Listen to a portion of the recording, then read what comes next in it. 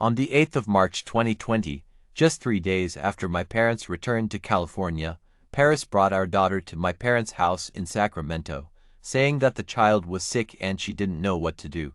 COVID already started at this time. Many companies already started WFH, and there were rumors that schools would close soon. We asked Paris to stay in California, but she insisted on going back to complete her degree. She said she's almost done and will return to California in April. I lived in my parents' house during COVID so I could care for the newborn. We asked Paris multiple times to return to California, but she kept on coming up with excuses for not returning, such as not feeling well, not safe to fly during the pandemic, etc. Paris finally returned to California at the end of September, but she won't live with us in Sacramento. Rather, she lived by herself in our Bay Area home. She said she really needed to focus on her job search, and there were too many distractions in Sacramento. She said she would try to spend a few days every week in Sacramento to help take care of our daughter. In reality, she came to Sacramento about once a month and only stayed about 2 days each time. Paris spent the next year job searching but couldn't find anything. By the end of 2021, COVID was getting better and there were rumors of return soon. In November, I talked to Paris about moving back to the Bay Area, but she vehemently opposed that idea, saying that I would disturb her job-searching efforts. My parents talked to her after hearing this, telling her that husband and wife should not be living separately for this long, and Paris was visibly upset after that conversation. About a week later, she told me she needed to go to China because her father was ill, and her parents were also trying to sell a house under her name and needed her signature. I felt that the timing of this was a bit odd because at the time China had a 28 days quarantine policy, and plane tickets were very expensive and hard to get. But it is hard to say no given her reasons. On December 18, 2021, Paris left for China. Starting in January 2022, I would occasionally go work in the office, so I started living in my Bay Area home for a few days every couple weeks. In February, I started getting a lot of mail from Kaiser Permanente for Paris. I initially thought they were ads because we didn't even use Kaiser, so I just put them aside. On March 27, 2022, I received a postcard from Kaiser which read something like "Thank you for visiting us." This looked suspicious, so I opened one of the previous mail pieces and it showed Paris went to Kaiser Fremont on the 7th of February 2022. She didn't go to China. I was thinking what every man would have thought in that situation. I called Paris and made her come home. She swore she was not having an affair. In fact, she was angry that I would even think she would do something so disgusting. She said she stayed in her parents' friend's house because they went to China and needed someone to watch their home. She offered to show me letters from her parents as proof if I didn't believe her. I was quite skeptical of what she said, but I had no evidence, and she looked so assertive. I then thought of our daughter. She was sick at the time. I didn't want her to grow up in a broken family, so I chose to believe what Paris said. From there, I continued to split my time between Sacramento and the Bay Area, while Paris continued her job search. In 2022, many tech companies had layoffs and hiring freezes. It was a tough job market, so I didn't suspect anything.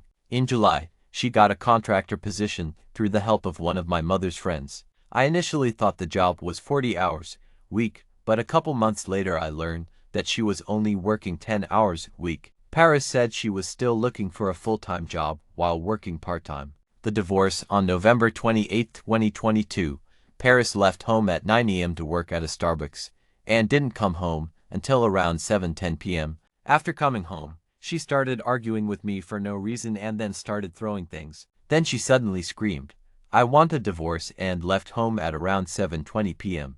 I was completely baffled and had no idea what just happened. I thought she couldn't be serious about a divorce. We haven't had any disagreements recently. Just a couple days ago we were celebrating Thanksgiving in Sacramento, and were planning to take our daughter to Disneyland for her 3rd birthday. Why would she suddenly want a divorce? Around 11:30 p.m., she came back with a rental car and started moving her stuff out. At that point I realized she was serious. She still refused to tell me what happened, and she left at around 12:30 a.m. The next evening, Paris came back to get some of her remaining stuff, and we talked for about an hour. She said she wanted a divorce because I didn't treat her well. Her examples were I seldom called her and I won't talk to her after coming home from work. Both allegations were completely false. Even if they were true, how come she never said anything before? Then she said she had been planning for this divorce for several years and had been consulting divorce lawyers since 2019. That sentence really sent chills down my spine. So she had been plotting against me and was just pretending all these years. From there, she gave me her proposal of asset division, essentially wanting half of my stuff, and justified her demands by throwing all kinds of legal jargon at me. She was clearly well prepared. The next few days were the darkest of my life. This was so sudden and so unexpected. It was hard for me to even digest what just happened. I couldn't eat or sleep, or do anything else but to think about what had just happened. She planned this for years, and she is clearly going after my money. I started looking at what happened around 2019. In December 2018, she got her green card, and I started my current job around the same time. My 4-year work anniversary is coming up soon. Initial review spans for years, and stock price went up quite a bit during COVID. This means my income will be having a large cliff soon. No wonder she kept asking about my income in the last couple years. This started to make sense now. For the next few months, Paris constantly threatened and harassed me over the phone and texts, which brought additional trauma to the distress I suffered at the time. She came up with all kinds of false allegations, such as accusing me of abusing our daughter. She even said she already reported me to the police and the CPS, which I later learned were lies. In fact, a social worker from the CPS told me that I don't need to respond to her messages since we are separated. So I started to ignore her calls and texts. Only then did the amount of harassment started to decrease. At the same time, I started to analyze her behaviors and everything she said. I felt that she is not acting alone. There is someone behind her driving all this. But who is this person? By analyzing my electricity bills, I learned that starting around March 2021, Paris has not been living in my Bay Area home whenever I was not there. This explained why she was so opposed to me moving back to the Bay Area at the end of 2021, and in 2022 often told me to spend more time with our daughter in Sacramento. Where was she? It's probably the same place she stayed when she went to China. By analyzing my phone bills, I also verified Paris indeed started contacting her current lawyer in 2019. The pair more on the 10th of April 2023. I accidentally found a Chick-fil-A cup while cleaning my garage. The cup had Sherrick's name and phone number printed on it. Who is this person? After several months of investigation, I found that Paris has been living with Sherrick since 2016. Sherrick came to the United States in summer 2015 for PhD in Virginia, studying GPU architectures, and he just graduated in August 2023. However, he only lived in Virginia until 2019 and has lived in multiple states since. Paris has lived with Sherrick majority of the time. Paris lived with Sherrick in Virginia from March 2016 to April 2018. This was the time that she said she was close to graduation and lived in a friend's living room. Truth is, she was not even going to school during those times. Paris lived with me in California from April 2018 to August 2019, but she was often away to see her advisor or vacationing. I am sure she was with Sherrick all those times she was away. Paris lived with Sherrick near University D from August 2019 to January 2020. The apartment that my parents and I lived in when we went to the East Coast for our daughter's birth was actually Sherrick's apartment. In March 2020, after Paris sent our daughter to my parents' house, she went to Longmont, Colorado to live with Sherrick. In late 2020 and early 2021, Paris and Sherrick lived together in my Bay Area home. In April 2021, Sherrick purchased a condo in Fremont. They lived together in Fremont until Sherrick sold the condo in November 2022. After the divorce, Paris and Sherrick lived in the same apartment complex in South Bay. After that, they lived together in several other addresses in the Bay Area. In Sherrick's dissertation, submitted August 2023, he thanked his girlfriend Paris for her support and encouragement. I was not surprised that Paris had been cheating, but I was shocked that the relationship goes back to 2016. Who is this Sherrick? Their schools are hundreds of miles apart. How did they know each other? Why did they start cohabiting so quickly? Did they already know each other in China? I started investigating Sherrick in China, and they indeed knew each other long before they came to the United States. Sherrick came from a prominent family. His father is a senior officer in the Chinese military. He and Paris were high school classmates in China. He attended one of the best universities in China for bachelor's, and majored in electronic information science and technology. Then he went to a naval college for master's, and studied mine-detecting sonar. After graduation, he worked in the Chinese Navy for a couple years, and then he worked for a tech company in Shanghai. So this explained why Paris interned in Shanghai in 2014 and 2015, and she never went to Shanghai again after Sherrick came to the United States. Paris' version of the story: after Paris knew that I found out about Sherrick, she did tone down her demands. I talked to her several times in 2024 to negotiate a settlement, and Sherrick obviously came up during the conversations. Her version of the story is below. Paris said she had known Sherrick since she was 11. Paris admitted that Sherrick was her boyfriend when they were in China, but they broke up in 2010. The reason was Paris was planning to come to the United States, but Sherrick couldn't come because he was in the military. Paris admitted that she didn't intern for Baidu in 2014 and 2015, rather she worked for her previous employer in Shanghai. She claimed she did not live with Sherrick when she was in Shanghai. Paris admitted she had been in contact with Sherrick after he came to the United States. In fact, she picked him up from the airport and helped him to settle down. Paris admitted she lived with Sherrick in Virginia between 2016 and 2018. She said she no longer had financial aid in 2016, so she didn't have money to lease an apartment. She feared that I would have asked her to move to California if she told me, and she won't be able to complete her degree. Sherrick offered temporary shelter, so she moved in with him. They lived in the same room, but she claimed that nothing happened between them. Paris denied she was with Sherrick whenever she was away from California between April 2018 and August 2019. She said she really did go see her advisor. Paris admitted the apartment she lived near University D in 2019 was Sherrick's apartment. She said she couldn't lease an apartment because she had no income, so Sherrick leased it for her. She said Sherrick didn't live there. He lived in his advisor's lab during that time. Paris admitted she lived with Sherrick in Longmont in 2020. The reason was that she must finish her dissertation in 2020. Had she lived in California, then I would have asked her to care for our daughter, and she wouldn't have time to work on her dissertation. Paris denied Sherrick lived in my Bay Area home in late 2020 and early 2021. Paris denied that she lived in Sherrick's Fremont home in 2021 and 2022. She said she went to Sherrick's home every day but still returned to my home every evening.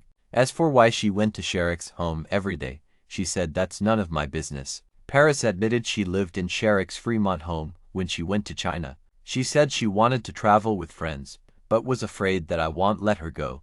That's why she lied about going to China. Paris admitted that Sherrick picked her up and took her to his home on November 28, 2022, the night of the divorce. Paris denied that she is still with Sherrick after the divorce. She even said she never liked Sherrick and made a bunch of disparaging remarks about him. As for why Sherrick claimed that she is his girlfriend in his dissertation, she said she doesn't know and has no control in what Sherrick thinks. Paris said she wanted to divorce soon after we were married because she felt that marriage life didn't suit her. She accused me of controlling her life and said she had no freedom when she's with me, but Sherrick let her do whatever she wanted. I asked if that's true, then why didn't she file sooner? And she said she hadn't graduated and couldn't support herself. She needed to graduate and find a job before filing for divorce. I am not going to comment on her story. You be the judge. Who are they? During the investigation, it's hard to not notice both Sherrick and Paris are incredibly strange people, and a lot of what they do defies common sense. They don't look like typical students or typical adulterers.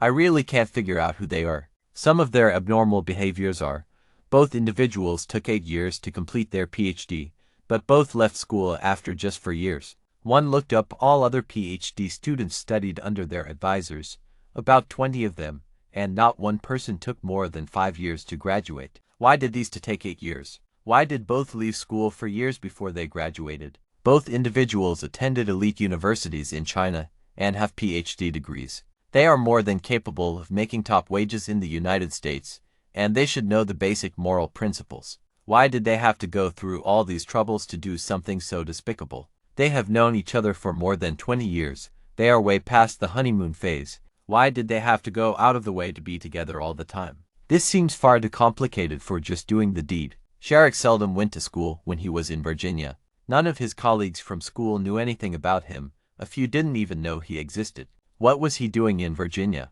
He didn't talk to his colleagues at all in school. Sherrick moved frequently after leaving school in 2019. Other than the Fremont condo that he owned for 1.5 years, he didn't stay longer than half a year at any of his other addresses. Why is he always moving? Sharrock is in close contact with several individuals with special backgrounds, such as individuals that work in the defense industry. How did he know these people? If Paris planned to be with Sharrock all along, then why did she have a child with me?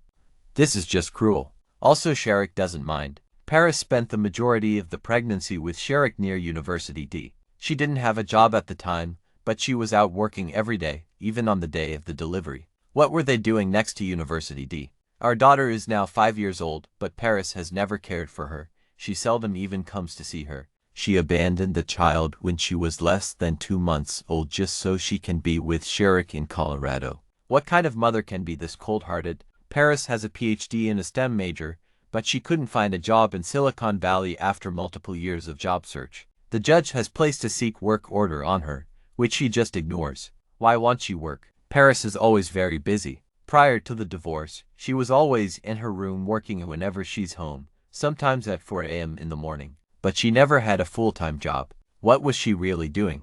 Paris called her parents almost every day, and often talked for hours. Who talks to their parents that much? Was she really talking to her parents? In 2017 and 2018, Paris went to Stanford University almost every day that she was in California, supposedly to work on her dissertation at the library, and sometimes she wouldn't come home until midnight. Paris didn't graduate until October 2020. She couldn't be writing her dissertation in 2017 and 2018. What was she really doing at Stanford? Paris said her previous employer in China still reached out to her from time to time for help on projects, because they couldn't find anyone else that could do them. What kind of employer would seek help from an ex-employee that left 10 years ago? What exactly can she do that is so indispensable? In addition, both individuals are extremely secretive, and investigating them was incredibly difficult. Their background reports contain nothing more than their address history. The address history for Paris is not even correct. Her report showed that she has been living with me since 2014. But she didn't live with me. Now I know why she has been using my address everywhere after we were married, and won't let me mail anything to her. She was trying to hide her whereabouts. Paris also refused to answer the majority of our discovery questions, and none of the questions pertaining to Sharrock. She was sanctioned by the judge for this, yet she still refused to answer. Why can't she answer those questions? Negotiations. Yet she didn't bat an eye and continued to ask for money after I was done. The shamelessness is just astounding. During our marriage, Paris pretended that she knew little about the United States, and she often made silly mistakes or forget things. She also asked some very childish questions, and acts cute. Just 2 days before the divorce, she was begging me to buy her bubble tea. This made me think she is just a simple and naive girl, and lowered my guards. But the fact is, she knows more about the United States than I do, and she has an excellent memory. Not to mention she is extremely calculated and deceptive. Paris is extremely meticulous with her lies. For example, to make me believe she was living with a female friend between 2016 and 2018, she often told me gossip about this roommate of hers, such as where she grew up, schools she attended, her boyfriend, her looks and figures, places they hang out, and etc. I never suspected the legitimacy of this roommate after hearing all these details. Little did I know she was actually living with Sharrock in Virginia during that time. I did some research on this roommate. She does exist, and most of what Paris said about her were true, except they were not roommates. Most importantly, Paris is extremely tough mentally. When she lies, she always speaks with confidence, and doesn't appear the least bit guilty. Even when her lies were exposed, she still can keep her composure and quickly make up another story to cover up the lie. This was especially obvious during our recent negotiations. I obviously don't believe anything she says now, but I was fooled many times by her confidence and assertiveness during the marriage. I do wonder if Paris' lying skills are her natural abilities, or acquired via some training. Conclusion: this lawsuit lasted 2.5 years and it just ended about a month ago. Perhaps I will write another post at some point with more details on the whole process. The end result is I lost about 1/3 of my wealth. That's just direct loss. Indirect loss is impossible to estimate. Most importantly is the psychological trauma I had to go through, and all the years that I wasted on her. My lawyer said this is considered a good outcome under current laws. Perhaps so, but how is this good? How can I not feel angry, frustrated, and disheartened? During this marriage, I have tried my best to be a good and supportive husband. To date, Paris still couldn't state exactly how I mistreated her. She on the other hand was just exploiting me.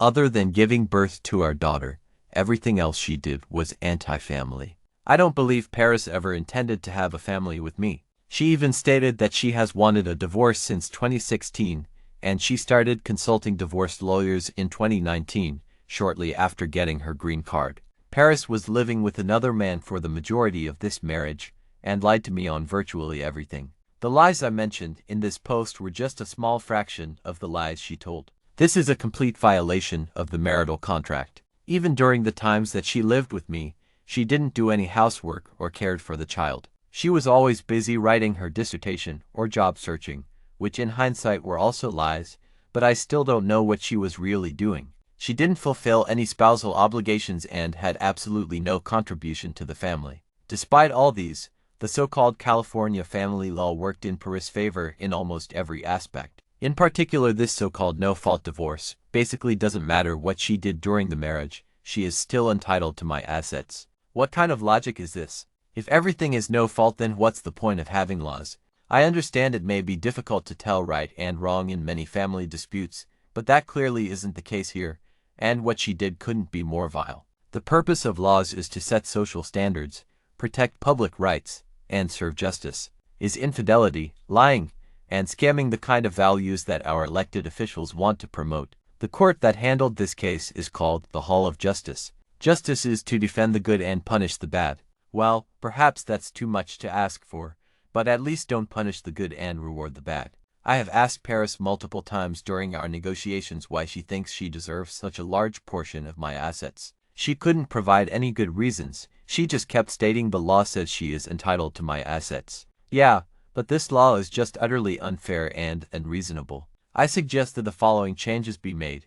If one of the spouses cohabitates with a person of the opposite sex without the other spouse's knowledge, then the times of cohabitation should not count as a part of the marriage. If one of the spouses had major concealments or malicious lies which hurt the interest of the other spouse, then the non-offending spouse should be able to request a shortening of the marriage duration or receive financial compensation. If one of the spouses committed serious fouls during the marriage, then the non-offending spouse should not have to pay spousal support or legal fees to the offending spouse. There are about a dozen more changes that I would like to see happen to the existing family law, but the three listed above target what I feel are the most egregious and nonsensical. Part of the reason why I wrote this post is to vent the past 2.5 years have been extremely difficult and depressing for me. More importantly, I hope what happened to me can get the attention of lawmakers so we can fix these loopholes. Governor Gavin Newsom, Senate President pro tempore Mike McGuire, Senate Leader Brian Jones, Assembly Speaker Robert Rivas, Assembly Leader James Gallagher, and other lawmakers in California and elsewhere. I hope you can see this and do something about it. I hope no one has to experience what I went through again.